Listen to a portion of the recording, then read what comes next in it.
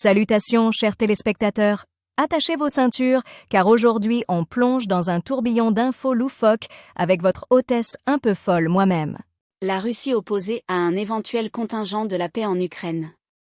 Moscou a réagi aux dernières rumeurs de négociations de paix entre les deux belligérants.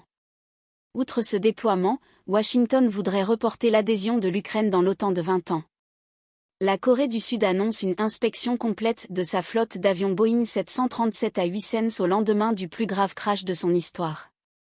Le crash de l'appareil dimanche a fait 179 morts sur les 181 passagers de l'avion, seule une hôtesse de l'air et un steward ayant survécu. Lundi matin, un autre avion du même modèle a connu des problèmes liés au train d'atterrissage, déjà mis en cause la veille. Vendée Globe, le Français Yannick Bestavan, tenant du titre, abandonne en raison d'une avarie.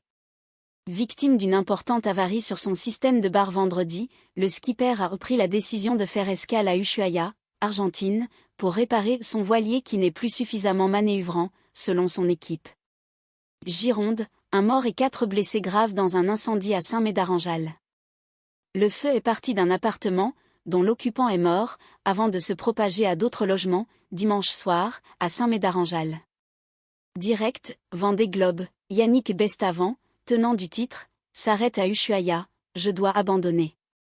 35 solitaires, après les abandons de Maxime Sorel, Louis Burton, Pipa HRE, Sabol Queor et Yannick Bestavan, dont 5 femmes, participent à la 10e édition du Vendée Globe.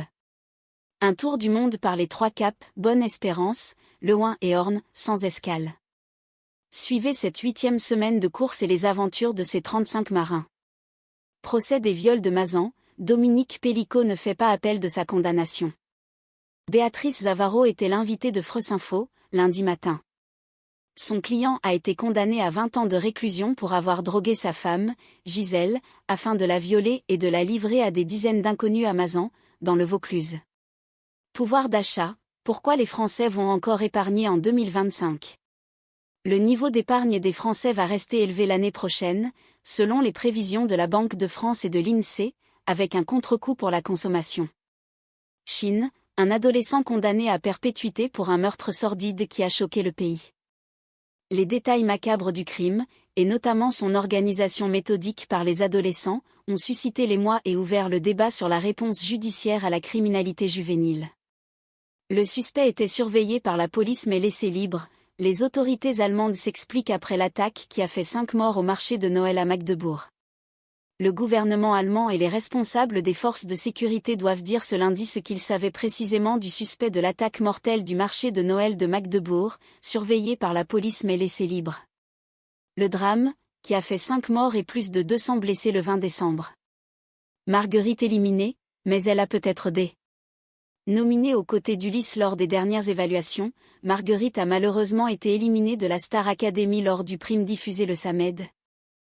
Et voilà pour aujourd'hui, les loulous. Je vous souhaite une soirée aussi pétillante que votre bonne humeur. À demain pour de nouvelles aventures déjantées,